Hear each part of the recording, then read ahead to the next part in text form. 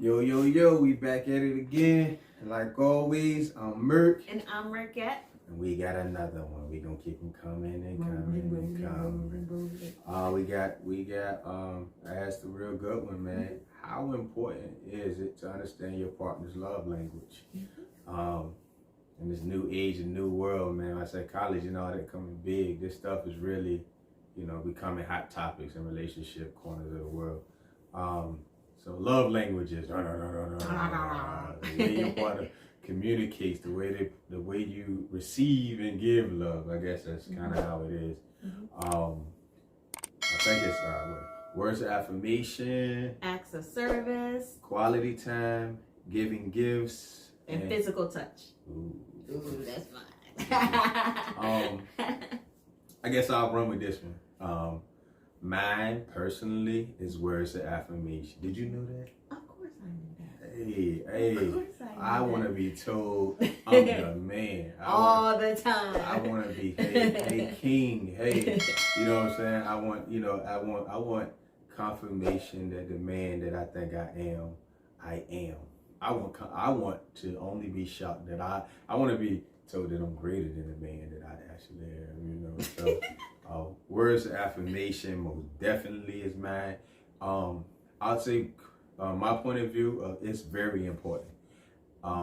Where I think it's very important that people understand love languages, how people give and receive love.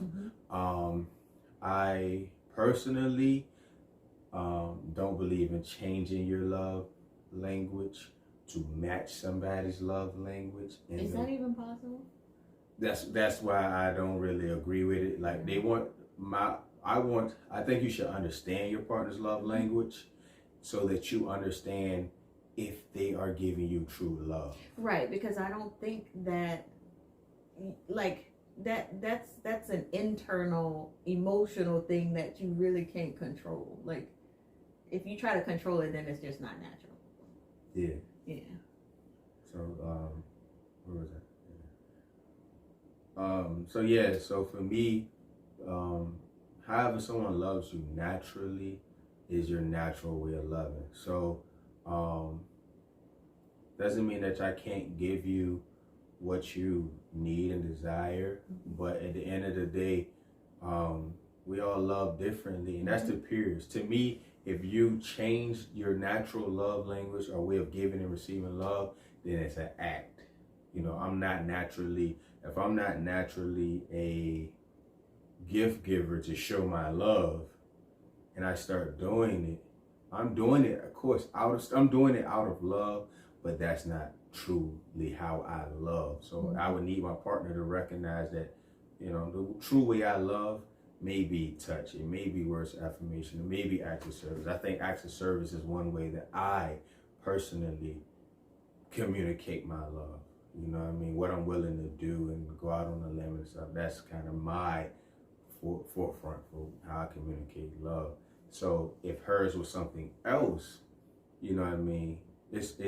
She should still be able to feel the love that she wants, but she would still have to recognize that, hey, my man is still loving me, even though he may not be so over the top with what I personally like. You know what I mean? I think that's very important. So a lot of times we only see being loved a certain way, and how we love is how we think we should be loved. But I think we need to recognize when we are being loved truly and purely. Anything? I think one important thing is a lot of people get to a point where they don't feel like they are loved, and that's because, well, let me backtrack. Sometimes we expect people to love us the way we love them, and it doesn't work that way, because when you think about love languages, everybody's love language is different. You might meet a partner where your love language is the same as your partner, and that's a good thing, because that kind of makes the communication and the giving and receiving easier. But it's important to know that just because your partner isn't loving you all the time in your love language doesn't mean that they don't know, that they don't love you. They're loving you the way they know how to love you. And also it's important to know that, like your love language is words of affirmation. My love language is physical touch.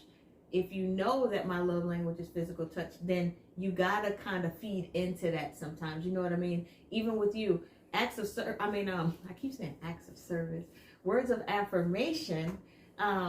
That's something that's an easy one for me, because it's like, if you know your partner's doing what they're supposed to do, it's recognition. It's just giving them recognition for what they know that they're doing that's right. You know, so if you know you with a partner that's doing the right thing, and you know, give them their flowers while they're here. A lot of people kind of use that term, giving them their flowers, but I tell him all the time. I text him all the time. Half the time he gets tired of my text messages. I text him whole long paragraphs and stuff. And, you know, sometimes I'm just like, you're a great person, and, you know, don't be so hard on yourself, and you're doing a great job. And sometimes people need that stuff to keep going and to keep motivated. So, but like I said, just like I recognize what my partner's love language might be, and then I know that I have to feed into that, it's important to also know that, you know, you should always feed into your partner's love language also, because you know how it feels when somebody, when I don't feel like my cup is being filled with my love language. I know how that feels to me. So I wouldn't want my partner to feel that way. So, you know, it kind of, you know, when you're in a relationship with somebody though, you get that stuff. So.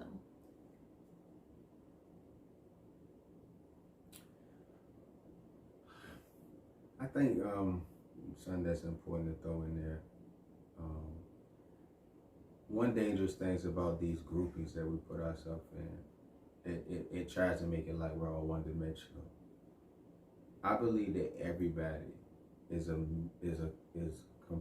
composed of and incorporate all the love languages. Mm-hmm. It's just certain ones are stronger. Mm-hmm. You know what I mean? Like if everybody.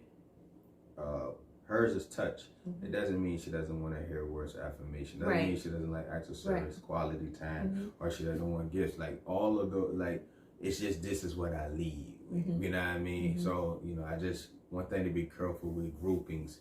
You know what I mean? Is it's not like I just I'm gonna give you acts of service, but I never touch you. I give you words of affirmation, but I never give you quality time. Like it's composed of all of them. Right.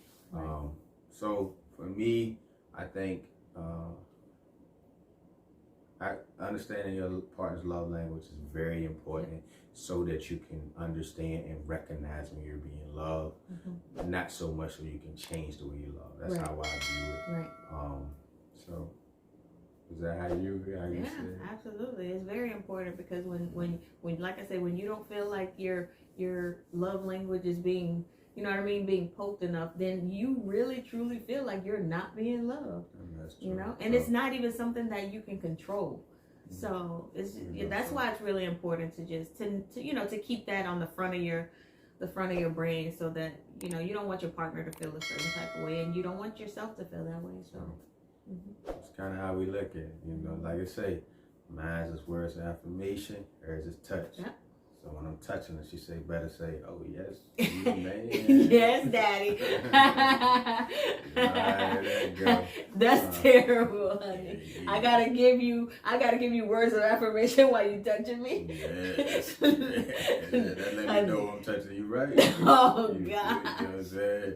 Why can't I just enjoy my moment? Hey, because that's how you lead. You got a coach. That's how you coach. You got a coach when you want somebody. You read the body language. She know if she can feel my breathing change and everything when I'm ready. So, but that's a little spicy for y'all right now. But anyway, man, that was a great one. Love that question. Love it. Love that. If you have any thing you'd like to share, please leave it in the comments. Please let us know anything you want us to talk about. Hit us up, comment, or go in our DMs and let us know. You know what I'm saying? And like always, this has been Murk and Murkette. And we out of here. We out of here.